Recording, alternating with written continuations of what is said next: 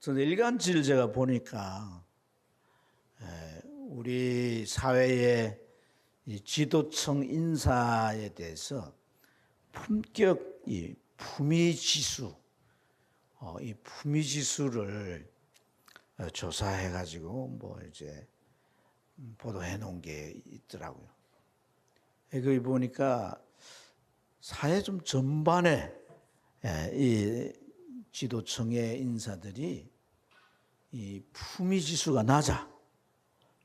특히 이제 정치인은 그 품위지수가 28인데 100을 기준해서 28이면 하이잖아요, 하이. 제일 정치인들이 이 품위지수가 낮아요. 뭐 그도 그럴 게 요즘 보면 뭐 이제 청문회니 뭐니 하는 것 간혹 이제 우리가 방송을 보게 되는데 뭐 이제 온갖 험난한 말들이 막 쏟아져 나와요. 그래서 이 국회의원들이 참 어떻게 입에서 저런 말들이 막 나오고 뭐 인격 모독 정도가 아니라 참 너무나 참 안타깝다는 생각들이 많이 들고 참 저런 사람들이 나라를 이끌어 간다는데 이 나라가 앞으로 어디로 어떻게 갈 건가 참 염려 걱정이 되기도 하고 사랑하는 여러분 국가를 위해 많이 기도해야 되겠습니다.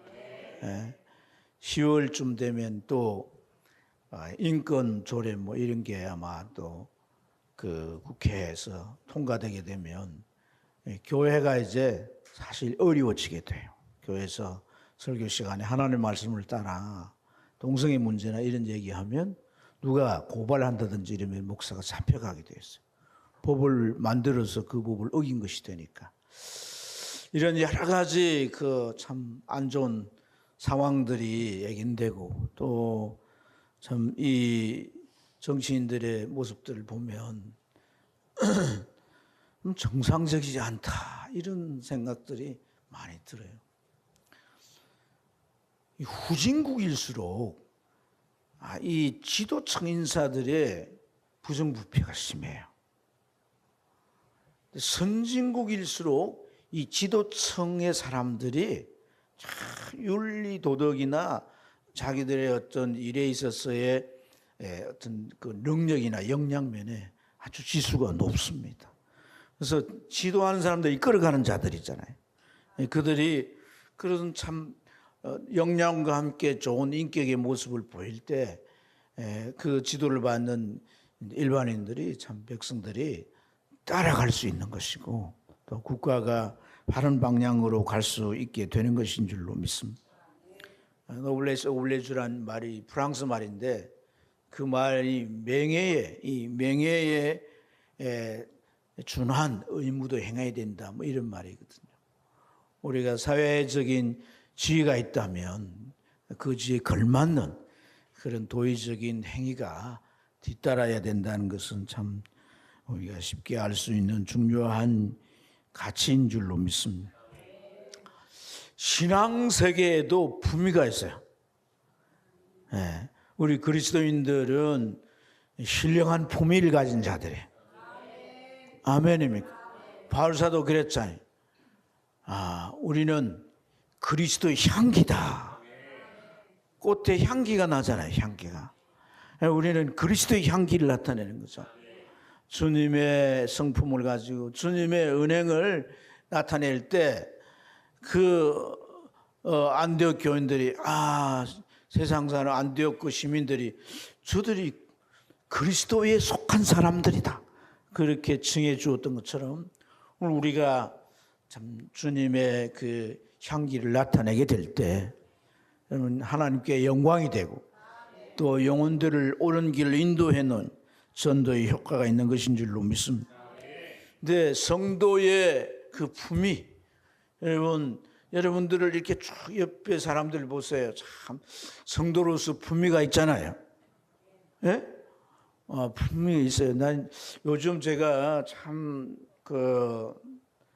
우리 성도들을 생각하면 성도들이 너무 귀하고 소중하고 또 제가 참 사랑하는 마음이 그런 생각을 가질 때마다 사랑하는 마음이 제 안에서 이게 일어나요. 그래서 참 어떻게 하면 이분들을 더 위할까 이런 마음이 참 많이 일어나는데, 여러분들은 정말 하나님 앞에서 천사들이 부러워하는, 흠모하는 그런 신분의 소유자들이고, 우리가 주님을 모셔서 또 늘 경건된 삶을 그렇게 살아가게 되면 품위가 나오게 되는 거예요. 할렐루야. 그래서 성도의 품위가 어디에서 나오는가? 경건함에서 나오는 거예요. 성도의 품위가 어디서 나와요? 경건함. 우리가 경건하면은 왠지 무슨 예배 자리나 또 무슨 그 엄숙한 이런 이제 곳에서 이 정돈된 그리고 근엄한 그런 모습들을 우리가 생각하게 되는데, 경건이라는 것은 그 이상의 의미가 있는 줄 믿습니다. 그래서 성경에 경건의 능력이라 그랬어요. 능력. 자기 앞에 부딪혀오는 부정적인 현상이나 공격해오는 도전이나 이런 모든 상황을 다 이렇게 선의로 그것을 다 바꾸고, 또 가장 정말 그 극대화된 그 아름다운 모습, 그 인품에서 나오는 아름다운 모습으로 대처하는 이런 것들이 다 경건에 속한 것이라는 거예요. 할렐루야. 그래서 여러분, 신앙인들이 포리하면 안 돼요. 포리부동이라는 말이 있잖아요. 그러니까 안과 밖이 다르면 안 되는 거야. 사람들이 믿는 바와 행위가 같다 그럴 때 그 품위가 절로 풍기는 거거든요. 근데 믿는 거에 대해서는 뭐 이리도 말하고 저리도 말하는데 그것에 따라주는 행위가 없다면 그게 품위를 잃게 되고 결국은 비난이 쏟아질 수밖에 없습니다. 여러분, 제가 참 안타까운 그런 여러 가지 이제 것들을 살펴보는데, 그게 뭐냐면 우리나라의 대표적인 종교들이 있잖아요, 그죠? 근데 그 종교들마다 뭐 갤럽이나 이런 유명한 이제 그 조사 단체에서 조사를 해요. 그 조사 가운데 중요한 게 이제 선교나 전도 차원의 중요한 게 뭐냐면 종교 의향률이에요. 그러니까 내가 지금은 안 믿지만은 앞으로 믿고 싶다 이거지. 어느 종교를 믿을까? 예를 들어 기독교도 있고 불교도 있고 천주교도 있잖아요. 대개 이제 이 세 개 종교를 가지고 많이 하는데, 그 의향률이 전에는 기독교가 높았어요. 하지만 최근에 와서는 천주교가 더 높고 그 다음 순으로 불교가 높아요. 기독교는 그 아래로 떨어진 거예요. 결국 이런 것들이 뭘 방증하느냐 하면 우리의 신앙이 정말 품위를 잃어가기 때문이란 거예요. 코로나로 인해 가지고 방송 매체들이 교회가 코로나를 대처하는 이런 것들을 막 여과 없이 그대로 막 드러내고 안 좋은 쪽으로 막 하면서 더더욱 이 개독교로 비칭될 만큼 그렇게 바닥에 떨어진 거예요. 오늘 우리는 이런 상황 앞에서 성도의 그런 품위를 끌어올려야 될 줄 믿습니다. 할렐루야. 경건의 능력을 가져야 될 줄 믿습니다.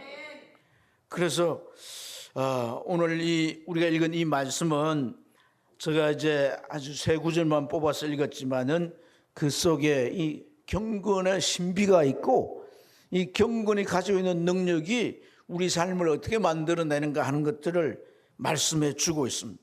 그래서 7절에 보면 경건에 이르도록 내 자신을 연단하라 이렇게 말씀하시고, 8절에 보면 육체의 연단은 약간의 유익이 있지만 경건은 범사에 유익하니 금생과 내세에 뭐가 있다? 약속이 있다. 하나님의 축복 약속도 있는 거예요. 뭐 하면? 경건하면. 할렐루야. 그래서 이 경건은 무슨 종교 지도자들이나 무슨 교회 안에 직분자들뿐 아니라 모든 사람이 받을 만한 것이다. 모든 사람에게 이 경건이 다 중요하고 필요하고 반드시 경건한 삶을 살아야 한다 하는 것을 말씀해 주고 있어요. 근데 내가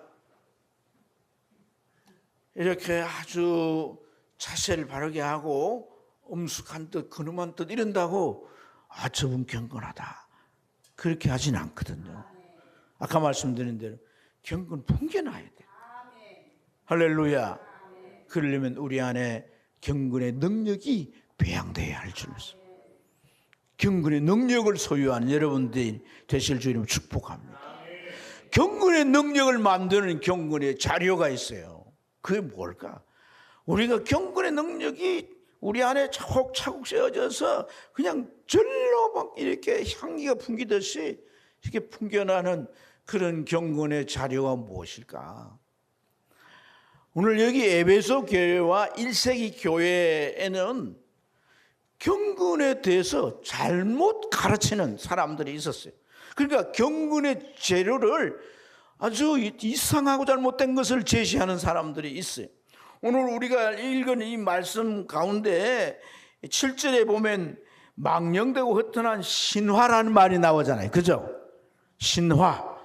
오늘 제가 사실 1절부터 쭉 이렇게 읽어야 되는데 그 내용들 1절부터 3절까지를 보면 이 경건에 대한 이상한 자료를 제시해서 사람들로 하여금 잘못된 경건을 갖도록 그렇게 지도하는 거짓 교사들의 부류가 있었는데요.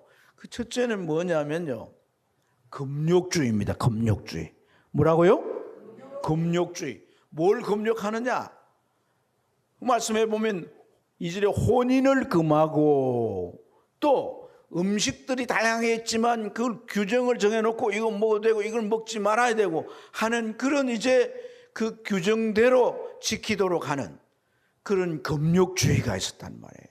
이런 금욕 생활을 하면서 금식으로 기도하고 하는 것들을 막 강조하는데 이런 사람들이 어떤 얘기를 하면서 사람들을 이제 이렇게 해야 경건하다라고 부추기느냐 하면 이렇게 혼인을 금하고 또 이제 이 금욕주의, 이 음식 같은 이런 것도 뭐 골라가면서 먹고 금식 기도를 하고 이렇게 하면 이상한 환상이 보이고 또 무슨 신령한 음성이 들린다는 거예요.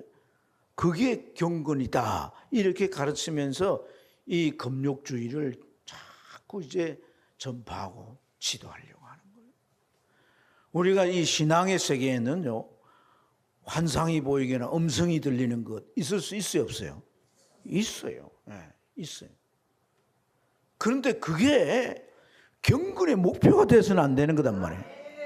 하나님께서 때때로 우리에게 필요하면 보여주시고 들려주시고 열어주시는 것이지 경건하면 그렇게 되고 뭐 안 되고 이런 게 아니란 거예요.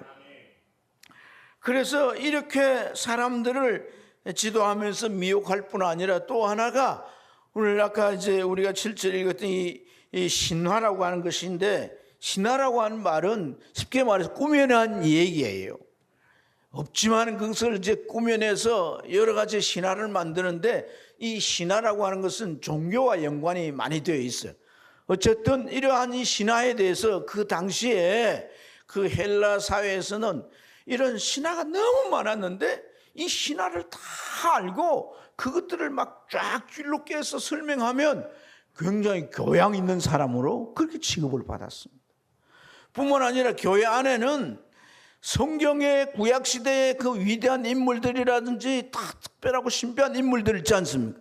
그런 인물들과 자기의 가문, 집안과 연결해서 우리 집안이 그런 집안이다, 이런 것들을 막 이제 만들어가지고, 실제 그렇지 않지만 뭐 어쨌든 그런 만들어가지고 교회 앞에서 뭐 자기가 그런 집안 이런 것을 자랑하는 그 신화의 영향으로 그렇게 교회 안에 그런 문제들을 일으키는데, 그렇게 보이면, 그렇게 자랑하고 그렇게 보이면 아주 신령한 것처럼 보이고 아주 경건한 것처럼 보이는 그런 이제 생각에서 이런 잘못된 경건들이 일어나고 있었다는 거예요. 바울 사도는 디모데후서 3장 5절 말씀에 보면 이렇게 말씀해요. 이런 자들은 따라합시다. 경건의 모양은 가졌으나 경건의 능력은 부인하는 자다. 모양은 있으나 경건의 능력은 부인하는 자들. 이들에게 무슨 신비한 일이 있다면 그건 귀신의 가르침이라고 1절에 분명히 언급하고 있습니다. 그리고는 이러한 자들에게서 너희가 돌아서라 라고 말씀합니다. 이건 진정한 경건이 아니란 거예요.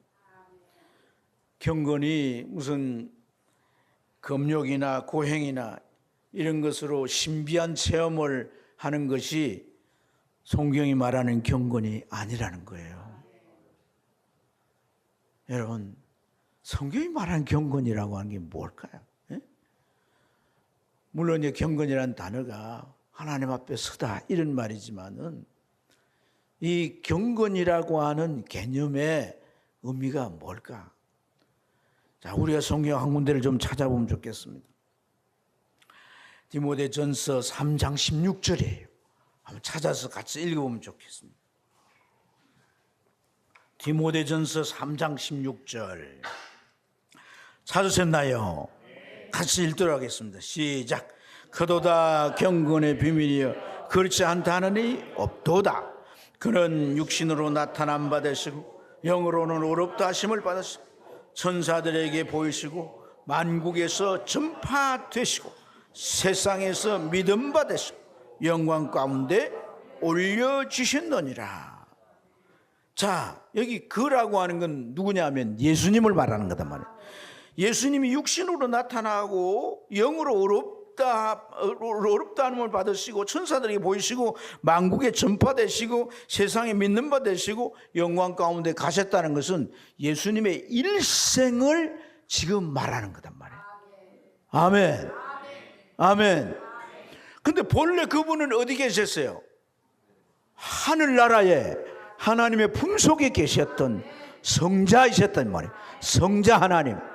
근데 이분이 이 땅 위에 인간을 구원하기 위해서 인간의 몸을 입고 이제 세상에 오셨다. 이게 뭐냐면 육체로 나타나셨다는 거거든요.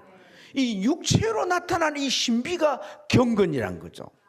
자, 예수님이 육체로 나타났는데 분명히 사람의 모습인데 그 모습 속에 뭐가 보이냐? 살아계신 하나님이 보이는 거예요. 아멘.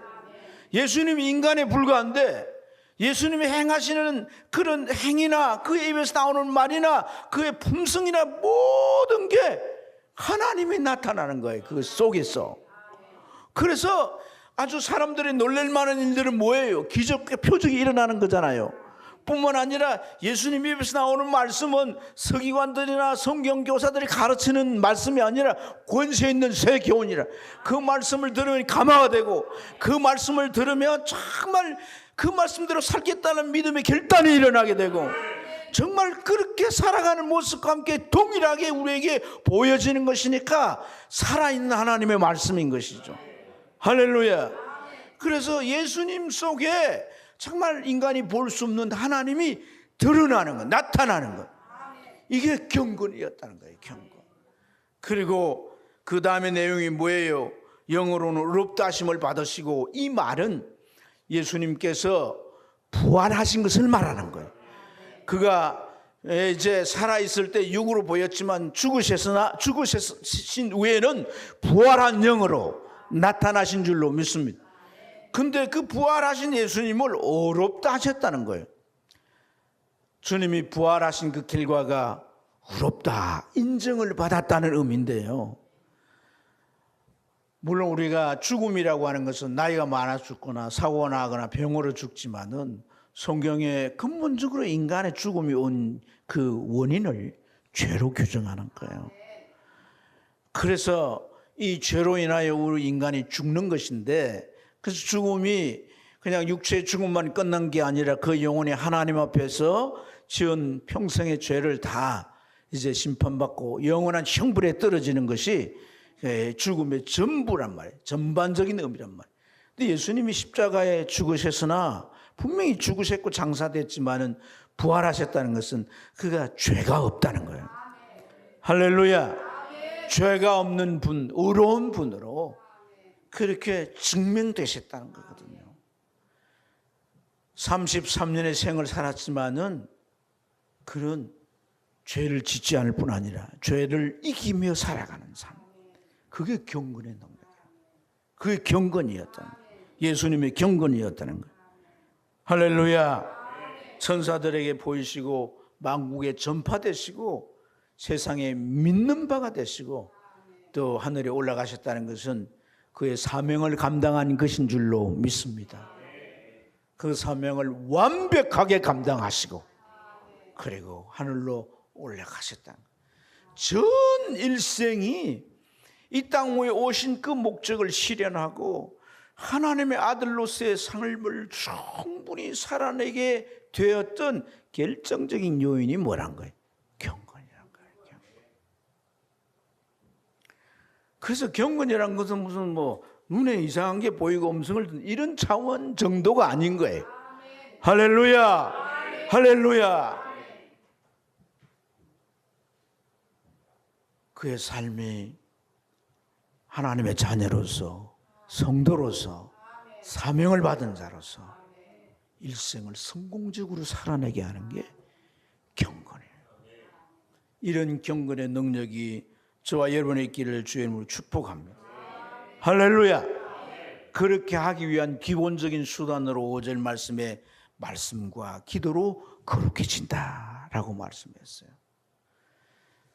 자, 두 번째로 여러분, 우리가 이 경건된 삶을 우리가 살아가기 위해서, 예수님처럼 그렇게 경건된 삶을 우리가 살아가기 위해서는 오늘 이 말씀 속에서 우리에게 가르치는 그런 이제 교훈이 뭐냐면 이 경건을 훈련하라는 거예요. 훈련. 자, 한번 우리가 이제 이 말씀을 읽어보도록 하겠습니다. 7절입니다. 시작. 망령되고 허탄한 신화를 버리고 경건에 이르도록 내 자신을 연단하라. 이 연단이란 말이 이제 김나조라는 말인데 이 말이 이제 훈련이라고 하는 말로도 번역할 수가 있어요. 연습, 훈련, 또 연단 뭐 이런 말로도 번역할 수가 있습니다. 어쨌든 오늘 이 말씀은 경건이라고 하는 이 영역, 이 주제, 이 영역에 뭐가 필요하다는 거예요? 훈련이 필요하다는 거예요. 경건을 위한 뭐가 필요해요? 훈련이 필요하다는 거예요. 할렐루야. 이 경건을 위한 훈련이 우리에게 필요하다. 그러니까 바울사도 오늘 이 말씀 속에서 5절에 우리가 거룩해지는, 경건해지는 그 요소를 말씀과 기도라고 했는데 이것은 아주 기본적인 설명이거든요. 말씀이 우리에게 체화되도록 우리가 훈련해야 되고 이 기도를 통해서 정말 주님과 교제하면서 우리의 모든 연약함들이 새롭게 변화되는 그런 놀라운 단계로 계속해서 들어가는 이 과정이 훈련이라고 할 수가 있습니다. 그래서 이런 이 과정을 통해서 우리의 의식과 우리의 이 생각과 태도와 심지어 우리 은행과 표정마저도 이런 것이 충분히 훈련되면 이것에 의해서 언제나 조종되고 언제나 그 성경이 우리에게 가르치는 그러한 그 규범을 따라서 행해질 수 있는 이런 삶의 모습이 나온다 하는 것을 이 훈련이라는 의미 속에 우리에게 교훈해 주고 있는 것인 줄로 믿습니다. 여러분, 요한 웨슬레이라고 하는 분은 영국의 대부흥을 일으킨 위대한 전도자요, 또 부흥사였어요. 지도자였어요. 그런데 요한 웨슬레가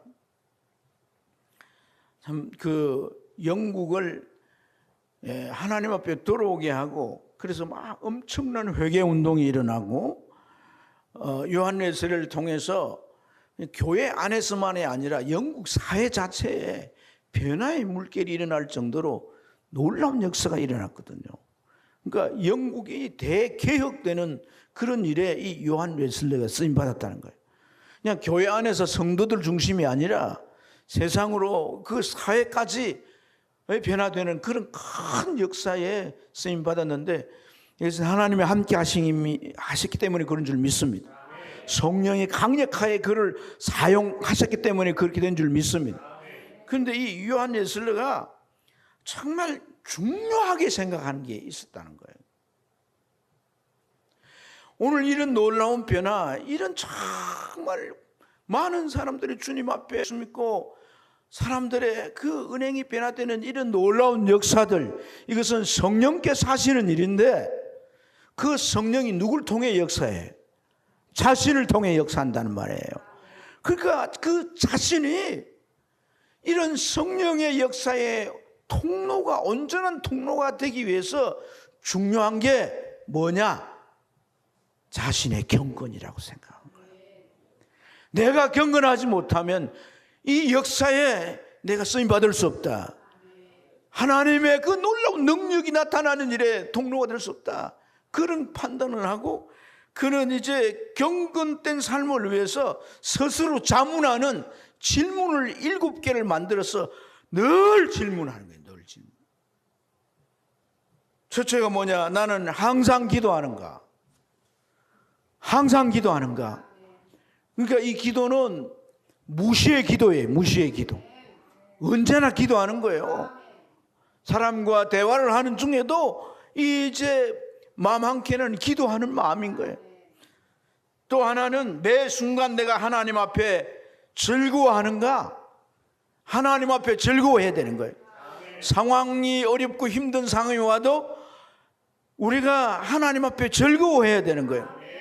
여러분, 고난을 뭐하라 그랬어요? 성경에. 고난을 즐길 수는 없잖아요. 고난이 오면 뭐하라 그랬어요? 기뻐하라 그러잖아요. 기뻐하라. 고난이 오면 기뻐하라 그랬잖아요. 선지자들이 다 고난 받았다. 고난 받는 자의 상이 크다고 말했잖아요. 할렐루야. 근데 그 고난이 상도 상이지만 고난을 통해서 내가 내 신앙 인격이 성숙해져서 한 단계 올라가게 되고 내가 정말 하나님의 사람으로 세워지는 그런 놀라운 은총이 있기 때문에 그 고난을 기뻐하는 거거든요. 그러니까 우리 앞에 주어진 상황이 우리의 마음을 어둡게 하고 염려, 걱정이나 근심거리를 만들지만은 하나님 앞에서 즐거워한다는 것은 하나님이 이 과정을 통해서 하나님께서 새롭게 하실 일이 있으시고 이 과정을 지나서 하나님이 나를 축복하실 일이 있을 거다. 오히려 기뻐하고 즐거워하면서 나아가는 이러한 삶을 이제 그가 늘 이제 확인하고 그렇게 살도록 했다는 거예요. 이것이 믿음의 삶이 아니겠어요? 이 믿음으로 살아가는 삶이 아니겠어요? 예수 믿는다 하면서 슬픈 거 다 슬퍼하고 화나는 거 다 화내고 짜증나는 거 다 짜증내고 막 욕할 거 다 욕하고 뭐 싸울 거 다 싸우고 그러면은 어떻게 예수 믿는 사람이냔 말이에요. 아멘. 우리가 믿음으로 오히려 그 반대의 모습을 보이는 이것이 경건의 능력인 줄로 믿습니다. 세 번째, 모든 경우에 감사하는가? 모든 경우에도 내가 감사하고 있는가? 이런 걸 좀 메모를 해 놓으시고 이 위대한 주의 종이 이렇게 해서 끝까지 마지막까지 그 중간에 타락하지 않았어요. 어떤 종들은 큰 능력 쓰임 받았지만 중간에 타락하고 잘못될 수 있는 거예요. 하지만 요한일서는 끝까지 하나님 앞에 쓰임 받았다는 거예요. 아멘입니까? 네 번째, 욕심내는 일은 없는가? 사심을 품고 하는 일은 없는가? 그렇게 자신을 질문으로 비춰보고 그런 사심을 찾아. 다섯 번째, 두려워하는 일은 없는가? 내가 하나님의 자녀인데 어떤 상황의 문제 앞에 그것이 큰 산이고 어떤 위협적인 상황으로 내게 닥쳐온다 할지라도 그걸 내가 두려워해서는 안 된다는 거죠. 두려워하는 일이 없는가? 내 중심은 끊임없이 하나님의 사랑을 느끼는가? 주님과의 관계죠. 관계. 늘 이 교제가 이어지고 있는가를 확인하는 것입니다. 일곱 번째, 무슨 일이나 일이든지 그것이 하나님을 기쁘게 한다고 내가 답할 수 있는가? 이 지금 하고 있는 내 말이, 내 행동이 하나님을 기쁘시게 한다고 내가 자신 있게 확실하게 대답할 수 있는가? 여러분, 참 위대한 종들의 경건, 이 경건이 참 아까 말씀드린 대로 그 무슨 뭘 보고 듣고 하는 그런 차원과 전혀 다르다는 것을 우리가 깨닫게 되는 줄로 믿습니다. 그래서 이 7절에 경건에 이르도록 내 자신을 연단하라. 이 연단하라는 말은 이 직역을 하면요, 벌거벗고 연습한다 이런 말이에요. 근데 이 말이 이제 이 김나조란 말이 무슨 말이냐면 그리스에서 올림픽이 만들어졌잖아요.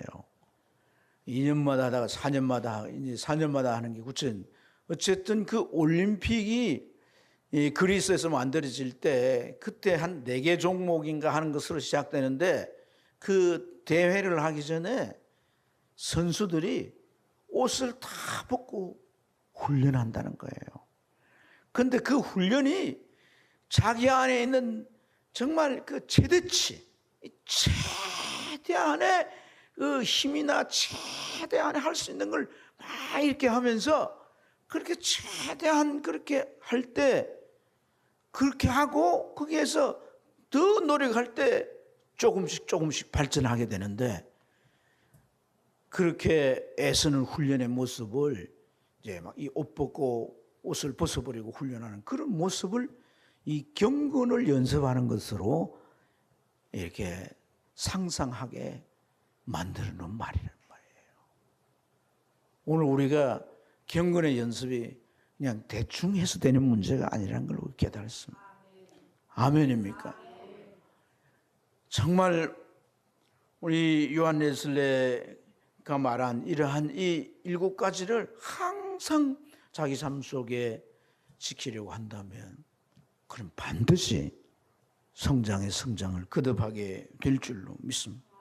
그래서 여러분 성경에서 이 경건에 대해서 말씀할 때 뭐 이 경주나 또 연습이나 훈련이나 이런 단어를 쓰는데 고린도전서 9장 26절에도 이런 표현이 있어요. 그러므로 나는 다름질하길 향방 없는 것 같이 아니하고 싸우기를 허공치는 것 같이 아니하며라고 했는데 여기 싸우다라는 말은 복식용어라고 해요. 복식용어. 그래서 이 싸우다라는 말은 번역을 하면 뭐냐면 눈 밑으로 친다 이 말이에요. 눈 밑으로 치면 어떻게 되겠어요? 치명적이 되는 거죠.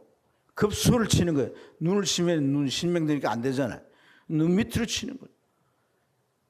이처럼 이런 표현들이 결국 뭘 말하냐면 경건이란 어설프게 적당히 아니라 구체적으로 내가 어떻게 무엇을 어떤 부분을 내가 훈련해 가야 하는가 하는 것들을 오늘 이 말씀을 우리에게 잘 교훈해 주고 있는 줄로 믿습니다.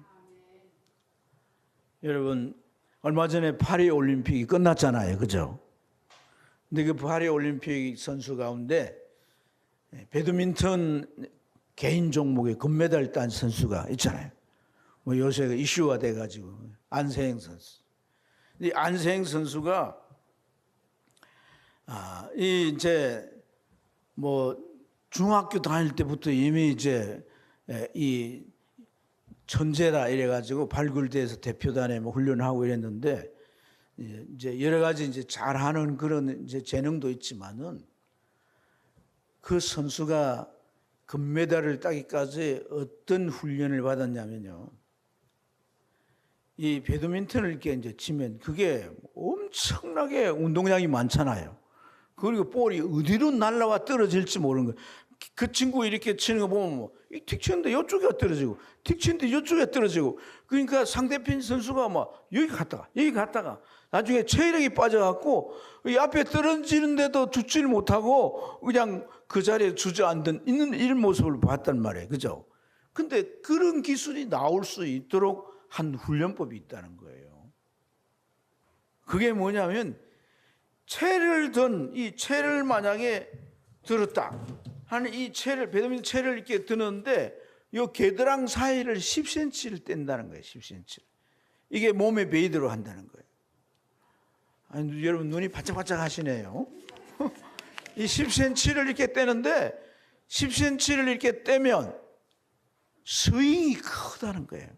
스윙이 크니까 볼 속도가 빠를 거 아니겠어요? 그러니까 빨리 이제 볼이 떨어지니까 상대편 선수가 다음 동작을 차리기 전에 그냥 이렇게 떨어져서 점수를 잃게 된다는 거예요. 이걸 몇 년 훈련했느냐? 3년을 했더라. 3년. 몸이 배이더라. 그래서 얘가 걸을 때도 항상 이렇게 예. 이게 딱 몸에 이제 3년을 코치가 훈련해 놓으니까 여자아이가 조신하게 해야 되는데 이렇게 무슨 그 깍두기 아저씨들처럼 이렇게 요만큼 이게 훈련이 돼. 훈련이. 시합 나가면 그 팔 이렇게 붙여는 전혀 없어. 딱 이렇게 떼어 있는 거예요. 그래야 스윙이 뭐 어깨 전체를 돌려서 치면 강력한 스매싱이 되고 막 예? 정확한 목표에 떨어진다는 거예요. 3년을 훈련해서 완전히 자기 기술을 만든다. 그래서 그 안생 선수를 완성형 선수다. 그렇게 평을. 완성. 사랑하는 여러분. 우리가 경건의 완성형 그리스도인이 되면 경건의 능력이 충만해서 세상에 어떤 죄도 어떤 문제나 어려움도 우리가 다 이겨내는 그러한 삶을 살 수 있게 될 줄로 믿습니다. 여러분, 오늘 우리가 읽은 8절에 보면 이 경건의 유익이 범사에 있다 그랬어요. 금생과 내세에 있다 그랬어요. 세상에서 우리가 경건되어서 하나님의 말씀을 따라 우리가 정말 살아낼 수 있는 그리스도인의 삶이 된다면 우리 삶은 반드시 형통할 수밖에 없습니다. 하나님의 손길이 떠나지 않습니다. 뿐만 아니라 우리가 천국 갔을 때에 직분을 감당해서 참 수고했다고 주님이 상급을 주시기도 하지만은 내가 하나님의 자녀답게 그리스도인답게 아멘 그렇게 산 삶이 하나님 앞에 승리자로서의 면류관이 있는 줄로 믿습니다. 그래서 여러분 이것이 경건된 삶이 얼마나 복된 것인가를 잘 우리가 깨달아야 되겠어요. 사실 오늘 이 본문을 포함한 디모데 전후서는 사도 바울께서 디모데라고 하는 목사님에게 보내준 편지예요. 디모데 목사님은 당시에 나이가 젊었어요. 저처럼 나이가 많지 않고 젊고 또 이 젊기 때문에 많은 경험도 부족하고 또 이제 목회자로서의 그 사역을 해가는데 여러 가지 목회자적 자질에 관한 그런 이제 신학적인 지식이나 이런 것들이 다 아무래도 부족할 수가 있죠. 근데 그가 맡은 교회가 어떤 교회예요? 에베소 교회, 에베소 교회. 에베소 교회는 초기의 교회들 가운데 1세기 교회 가운데 그 예루살렘 교회, 그 다음에 이방 안디옥 교회, 그 다음에 에베소 교회로 이렇게 이 점철될 정도로 대표적인 교회였어요.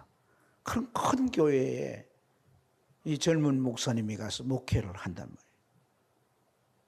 그래서 오늘 1절 안에서 나온 12절 말씀, 4장 12절에 보면 누구든지 내 연수함을 업신여기지 못하게 하고 있잖아요. 연수함. 어리기 때문에 그 이제 업신여김을 당할 수 있다는 거예요. 무슨 말이냐면 얕잡아 볼 수가 있다는 거예요. 아니 나이도 몇 살 안 되는데 뭘 하겠냐 이런 식의 이제 태도로 이게 바라볼 수 있다는 거예요. 여기 이제 이 연소함이라는 말이 젊다는 말이지만은요. 이 단어 네오데스라는 말은 40세 미만의 남자들을 일컬을 때 이 네오데스라는 말을 쓰는 거예요. 그러니까 젊은 거죠, 젊은 거. 근데 그 큰 교회를 목회해 나가는데 오늘 이 디모데에게 여러 가지 이제 목회적 지침을 말씀하면서 이 본문의 경건에 대하여 말씀해 주고 있는 거거든요. 왜 경건에 대해서 말씀해 주고 있는 거예요? 네 경건이 정말 온전해지게 되면, 네 경건이 어떤 정도에 이르게 되면 네가 나이가 작다고 너를 업신여기지 않는다는 거예요. 아멘. 아멘. 너를 함부로 대하지 않는다는 거예요. 네가 정말 그 경건의 능력을 가지면 성도들이 너를 나이 때문에 함부로 대하지 않는다. 내 지도를 따르고 내 가르침을 따른다. 사실 말이죠. 이 디모데 목사님은 에베소 교회가 첫 목회지가 아니에요. 디모데 목사님의 첫 목회지는 고린도 교회였어요. 고린도 교회. 고린도 교회에서 그는 사실 실패를 본 거예요. 그래서 더 이상 목회를 할 수 없어서 디도 목사님과 교체를 할 정도. 그 이후에 또 훈련이 돼가지고 여기 에베소 교회를 가게 됐는데, 바울 사도가 그 사랑하는 제자에게 교훈하는 겁니다. 경건의 능력을 갖추라. 할렐루야.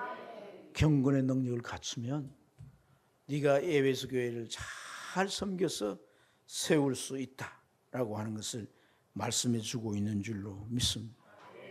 마지막으로 저는 이 경건이라고 하는 이것이 정말 우리에게 있어서 어떤 신비가 있는가 하는 걸 말씀을 드리고자 하는데,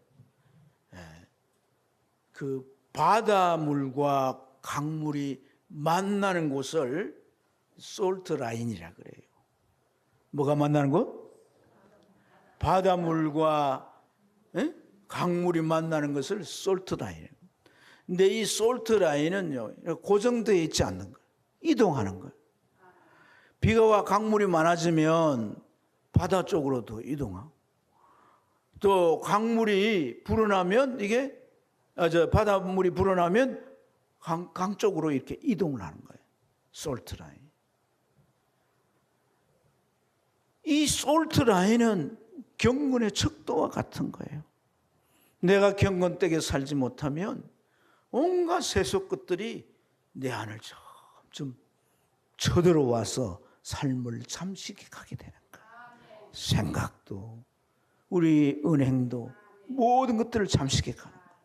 그런데 경건이 정말 그 어떤 완숙한 경지에 이르게 그 어떤 그 솔트라인에, 영적 솔트라인에 딱 서 있으면 성령 하나님께서 계속 그 교제 속에서 공급하시고 힘을 주시고 은혜를 주셔서 우리로 하여금 이 세상에 끌려가지 않고 믿음 안에 승리할 수 있도록 역사하는 거예요.